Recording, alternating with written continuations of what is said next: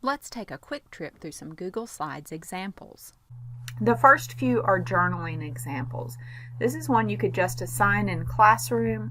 This happens to be the daily image. Students look at the image provided and then write about it. That's simple enough. It's just a digital journal.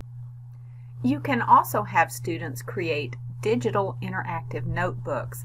I wish I could give credit to the teacher that created this one, but I do not have her name.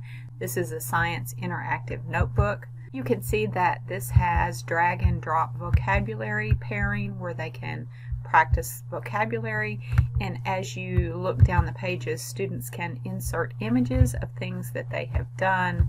They can write about different things. It's just a interactive notebook, exactly what it is. They can insert tables and charts as they work. Lots of things can be done. This is just another example of an interactive notebook that students can add a table of contents, they can add vocabulary lists, all sorts of things inside of that. We move on to some different book templates. This is a comic book template where students could write across any content area. There's the title page, insert images. They could take photos of hand-drawn things or around the classroom. My students used to love to write comics about science content. We can create classroom magazines, again across content areas. And this is sized for an ebook. So if you have your students writing, how amazing is that? You can have them write their own ebooks, and these can easily be, if we use this file and use download as PDF, and that can be put on any e-reader. Our next three examples are called hyperdocs. What that means is you've created a package of things that students can do. This one has a video that plays. They work through, create an equation. They're looking at calorie content here. Let's look at another example.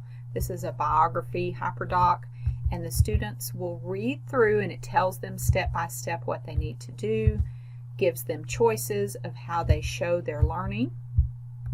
Here's another one for a Genius Hour planning doc, and it walks them step by step, showing them what to do. Often has planning pages, videos embedded. We can talk more about hyperdocs later if that's something you're interested in learning more about. We move on to vocabulary content. We can create vocabulary cards with slides, and these can be printed out poster size for your classroom if you've got that ink accessible. So here's just vocabulary. They create, insert images and text.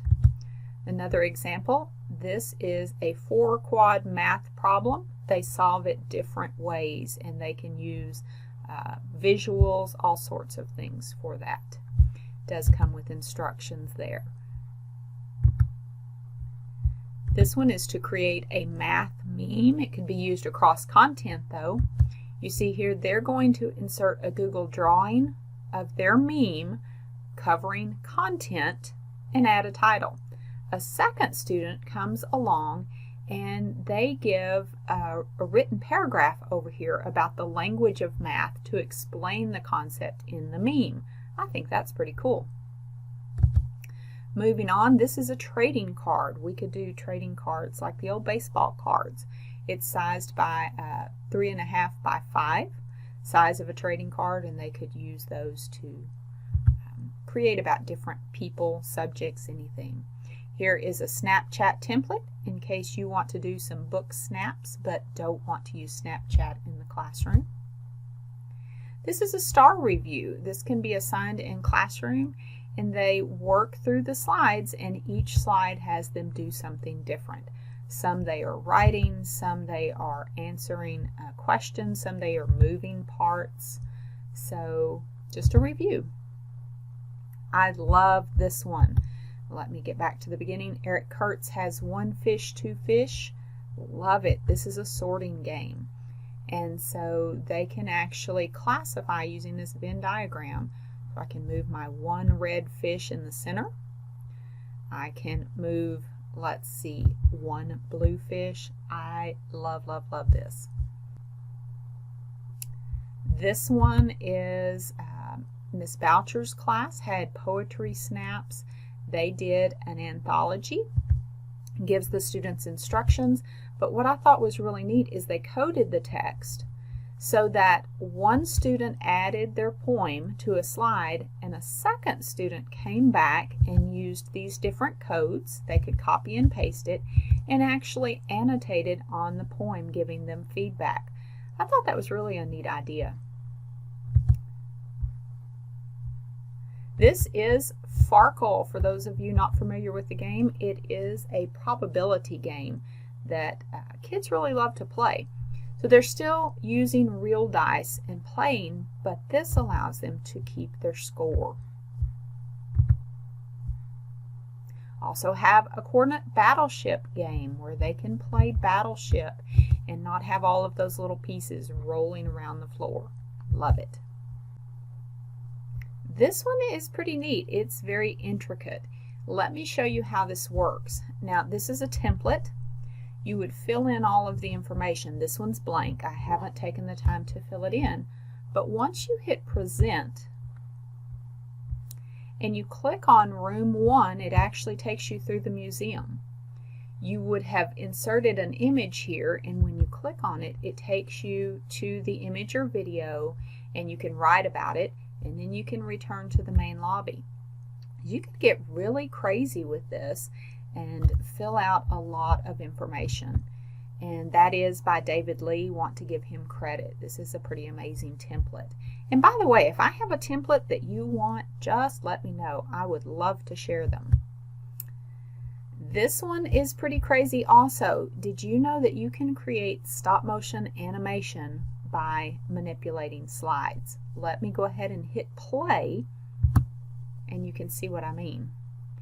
This is a slide deck, but what Eric has done, and students as well, I used to have students do stop motion with the slides.